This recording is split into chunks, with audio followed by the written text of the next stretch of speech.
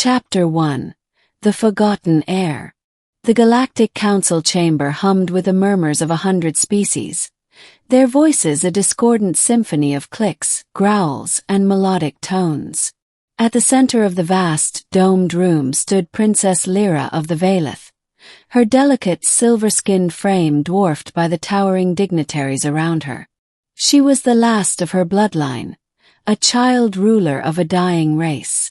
The Valeth had once been a proud warrior species, their empire stretching across 3 star systems. But a brutal plague had swept through their people, leaving Lirra as the sole surviving heir.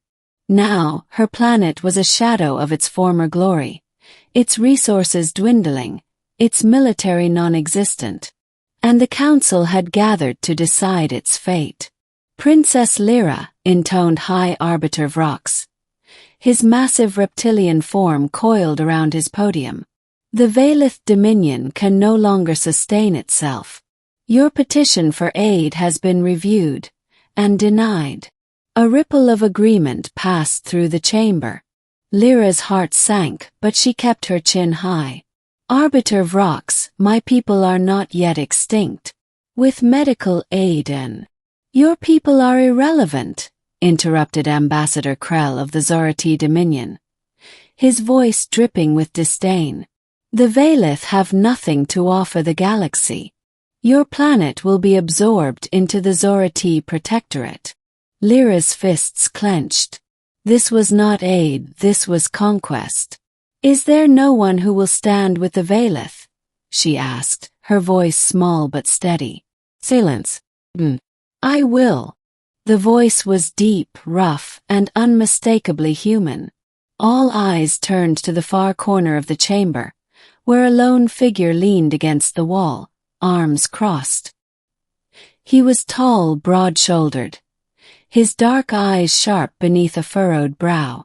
Unlike the polished diplomats, he wore a simple spacer's jacket, its sleeves rolled to the elbows, revealing scars that spoke of battles fought outside council halls. Ambassador Krell scoffed. Captain Elias Vance. The human delegation was not invited to this session. Elias pushed off the wall and strode forward, his boots thudding against the floor.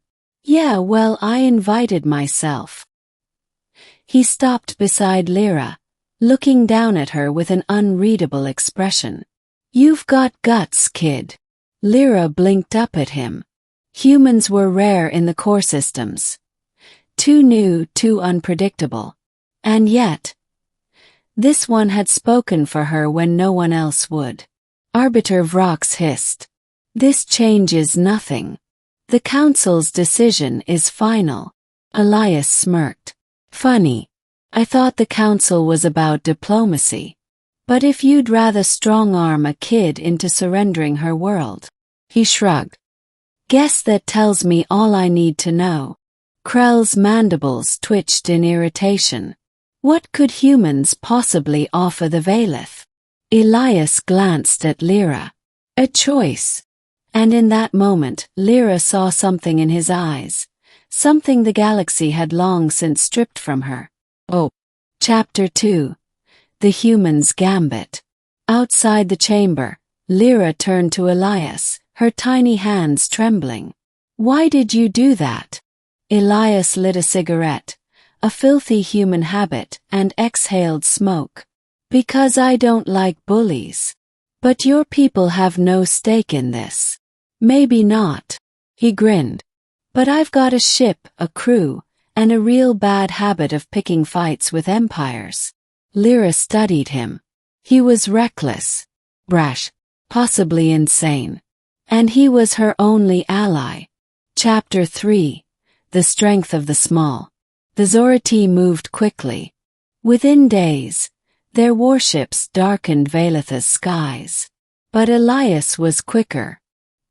His ship, the Iron Jack, was a relic, a refitted human freighter with illegal armor plating and a stolen plasma cannon. His crew, a ragtag band of misfits, a disgraced AI, a cyborg mechanic, and a former pirate with a heart of gold. They weren't an army. But they didn't need to be. As the Zorathi descended, Elias taught Lirra the oldest human tactic: fight dirty. Habitat. Misdirection. Striking where the enemy least expected. And Lirra. She was brilliant. Her small size let her slip into vents, disable systems, plant viruses in the Zorathi networks. Her people had been warriors once, she would be one again. Chapter 4. The Galaxy Watches. News spread. A human and a child were humiliating the Zorathi. Systems held their breath. Then rebellions sparked. Other oppressed worlds saw Lirra's defiance and found their own. The Zorathi, stretched thin, faltered. Chapter 5. The Council's Reckoning. When Lirra and Elias returned to the council, it was not as supplicants. It was as victors. Krell seethed. Vrox hissed. But the tide had turned. Lirra stood tall. The Veilith will not fall. Not today. Not ever.